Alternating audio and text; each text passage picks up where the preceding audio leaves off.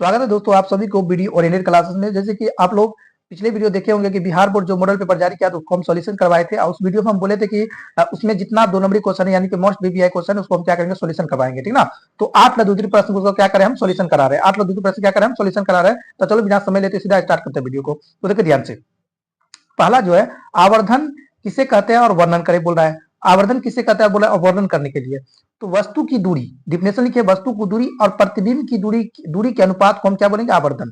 ये आवर्धन यानी कि जैसे कि हम फॉर्मूला लिखे हैं यहाँ देखो ध्यान से, आवर्धन बराबर क्या होती है तो आवर्धन बराबर लिखती है प्रतिबिंब की ऊंचाई, प्रतिबिंब की ऊंचाई अब बट्टा में वस्तु की ऊंचाई को हम बोलेंगे आवर्धन यानी कि एच आई यानी कि हाइट ऑफ इमेज बट्टा हाइट ऑफ ऑब्जेक्ट को क्या बोलेंगे हम आवर्धन। आवर्धन यानी कि इसी को बोलेंगे यानी कि प्रतिबिंब की ऊंचाई बट्टा वस्तु की ऊंचाई को ही हम आवर्धन बोलेंगे। आप चलो देखते हैं क्वेश्चन नंबर 2, जो 2 नंबर मेरा फिक्स हो गया। अब चलो क्वेश्चन नंबर 2 देखते हैं।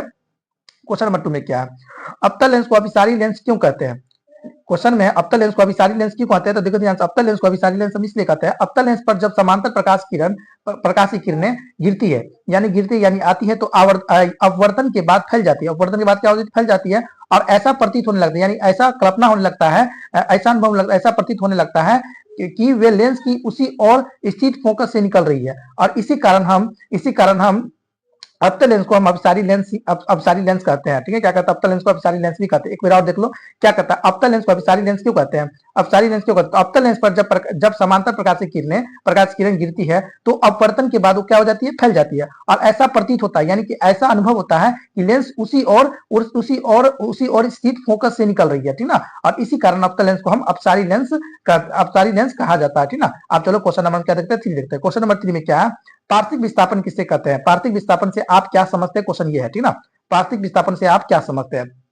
तो जब कोई प्रकाश की किरण कांच की पट्टी पर यानी ग्लास स्लैब से होकर निकलती है यानी कांच की पट्टी से निकलती है तो वह सीधी दिशा में नहीं निकलती है, वो सीधी दिशा में नहीं जाके वो क्या सीधी दिशा में नहीं निकलती है और निकलती हुई किरण पहले वाली किरण को क्या होता है समांतर हो जाती है। यानी कि देखो ध्यान से, जाना चाहिए इसको इस तरीका से लेकिन जाना चाहिए ऐसा, लेकिन ये क्या होता है धीरे इस तरह मुड़ जाता है। निकलती हुई किरण को पहले वाली किरण को समांतर होती है उसी के, लेकिन थोड़ी साइड में घिसक जाती है। यानी कि क्या होता है उसको आना चाहिए इस तरह, जैसे मान के चलो एक गिलास है और गिलास में क्या होता है मतलब यहाँ से कोई प्रकाश आया, प्रकाश इसको आना चाहिए ऐसे, ठीक ना, लेकिन किसी के आ गया ऐसे, तो इसी को हम बोलेंगे पार्श्विक विस्थापन। क्या बोलेंगे हम, पार्श्विक विस्थापन। क्या बोलेंगे पार्श्विक विस्थापन। एक बार और समझ लो क्या होता है, देखो ध्यान से, पार्श्विक विस्थापन से आप क्या समझते हैं, जब कोई प्रकाश की किरणें कांच के पट्टी से होकर निकलती है तो वह सीधी दिशा में नहीं निकलती है, सीधी दिशा में नहीं निकली हुई प्रकाश की किरणें पहले वाली किरणें के समांतर तो होती है लेकिन थोड़ी साइड में घिसक जाती है थोड़ी साइड में, इसी को हम क्या बोलेंगे पार्श्विक विस्थापन। आप चलो नेक्स्ट क्वेश्चन देखते हैं। क्वेश्चन नंबर 4 क्या है, विद्युत धारा की प्रबलता की परिभाषा दे। विद्युत धारा की प्रबलता की परिभाषा दे तो किसी चालक की अनुप्रस्थ काट, हम लोग पढ़े विद्युत धारा में, किसी चालक का अनुप्रस्थ काट से प्रति सेकंड में प्रवाहित होने वाली विद्युत आवेश की मात्रा को ही क्या बोलेंगे विद्युत धारा की प्रबलता कहते हैं। यानी विद्युत धारा की प्रबलता किसे कहेंगे, किसी चालक के अनुप्रस्थ काट से प्रति सेकंड में प्रवाहित होने वाली विद्युत आवेश की मात्रा की विद्युत धारा की प्रबलता कहते हैं। अब देखो ध्यान से, यहाँ फॉर्मूला लिखा है आई बराबर, आई होता है करंट और क्यू होता है क्या होता है, क्यू होता है आवेश बटा टाइम, यानी कि आवेश बटा यानी क्यू बराबर आई बराबर होता है क्यू बटा टी होता है यानी कि उसके बाद आई कैसा मात्रक यानी क्या उसका विद्युत धारा कैसा मात्रक क्या होता है एम्पियर होता है, करंट कैसा मात्रक क्या होता है एम्पियर, ये हमको लिखना ही है। 2 नंबर मेरा फिक्स हो गया। अब चलो क्वेश्चन नंबर 5 है। क्वेश्चन नंबर 5 में क्या होता है, विद्युत धारा की उसमें प्रभाव किन किन कारणों पर निर्भर करती है। विद्युत धारा की उसमें प्रभाव किन किन कारणों पर निर्भर करती है, तो देखो ध्यान से, विद्युत धारा की उसमें प्रभाव निम्नलिखित कारणों पर निर्भर करती है। हम लिखेंगे इसे स्टार्टिंग ऐसे करें, विद्युत धारा के उसमें प्रभाव निम्नलिखित कारणों पर निर्भर करती है। पहला विद्युत धारा की प्रबलता पर निर्भर करेगी, उसके बाद दूसरा चालक की प्रतिरोधकता पर निर्भर करेगी और तीसरा उसके बाद हो जाएगा विद्युत धारा के प्रभाव का समय पर निर्भर करेगी, ठीक ना। और H बराबर क्या लिखा है यहाँ पे, H बराबर हो जाएगा H बराबर आई स्क्वायर आर टी। क्या होगा H बराबर आई स्क्वायर आर टी, मेरा फॉर्मूला हो गया, ठीक ना। तो H बराबर आई स्क्वायर आर टी मेरा 2 नंबर फिक्स हो गया। चलो क्वेश्चन नंबर नेक्स्ट देखते हैं, जो क्वेश्चन नंबर क्या होने वाले 6, विद्युत चुंबकीय प्रेरण किससे कहते हैं।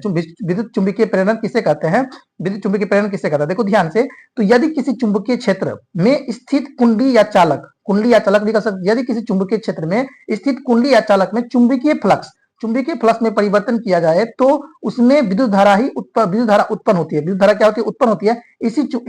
इसी को हम क्या बोलेंगे चुंबकीय प्रेरण कहते हैं। क्या बोलते हैं, चुंबकीय प्रेरण।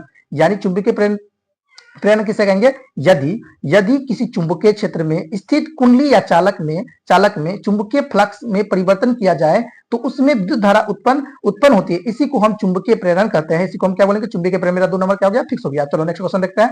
क्वेश्चन नंबर 3 में क्या? क्वेश्चन नंबर 7 में क्या है? देखो ध्यान से। मैक्सवेल के दाहिने हाथ का नियम क्या होता है? या दक्षिण हाथ का नियम भी कह सकता है। मैक्सवेल के दक्षिण हाथ के नियम, यहाँ भी दक्षिण हाथ का नियम भी कह सकते हैं, दाहिने हाथ का नियम भी कह सकते हैं। तो चलो देखिए, मैक्सवेल के दक्षिण हाथ का नियम लिखे वो बोला है। तो देखो ध्यान से, क्या जब किसी चालक में विद्युत धारा प्रवाहित होती है, यानी जब कोई चालक में विद्युत धारा प्रवाहित होती है तो दाहिने हाथ में अंगूठा का धारा की दिशा में होती है। यानी देखो यहाँ जैसे फिगर में अंगूठा क्या धारा की दिशा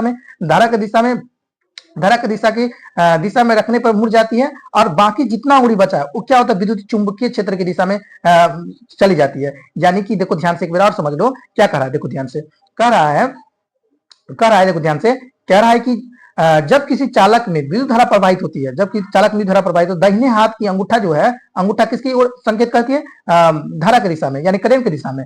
करेंट की दिशा में रखने पर मुड़ी हुई उंगलियां होती है, और मुड़ी हुई उंगलियां चालक के चारों ओर चुंबकीय क्षेत्र यानी मैग्नेटिक फील्ड की तरफ क्या होती है?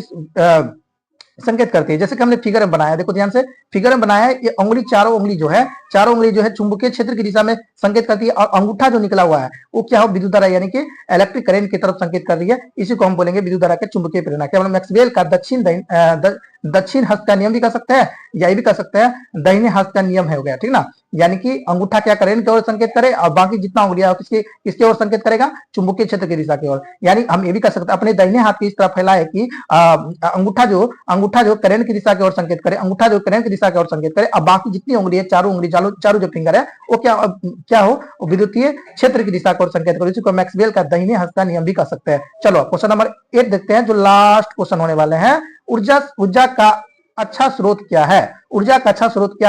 तो ऊर्जा का अच्छा स्रोत बोला है। ऊर्जा का अच्छा स्रोत क्या है? ऊर्जा का अच्छा स्रोत वह होता है जो सस्ता होती है। ऊर्जा का अच्छा स्रोत वही ना होगा भाई, जो सस्ता होती है, आसानी से उपलब्ध हो, मार्केट में आसानी से मिल जाए, अधिक ऊर्जा दे, और पर्यावरण को कम प्रदूषित करे, यानी पर्यावरण को इफेक्ट ना पड़ाए, वही होता है ऊर्जा का अच्छा स्रोत। तो जैसे कि हमने यहाँ पे लिखे, एग्जाम्पल में लिखे है, देखो ध्यान से। सूर्य ऊर्जा एक अच्छा स्रोत है। सूर्य जो है वो ऊर्जा का एक अच्छा स्रोत है, क्योंकि यह अच्छा ही है, यानी प्रदूषण नहीं करता भाई, प्रदूषण नहीं करता, और लंबे समय तक उपलब्ध रहती है। ये हमेशा क्या उपलब्ध रहती है? लंबे समय तक। ठीक, ये होता है ऊर्जा का स्रोत। आई होप आप लोग को जितना 8 नंबर क्वेश्चन कराए हैं उस सब आप लोगों को समझ में आया होगा। ठीक, अगर आप लोग को जो दीर्घ उत्तरीय प्रश्न है उसका भी प्रश्न चाहिए तो चैनल को सब्सक्राइब जरूर करें, आप साथ में अपने दोस्तों को शेयर जरूर करें। Thanks for watching this video. चलो मिलते हैं नेक्स्ट वीडियो में। Bye bye, Tata.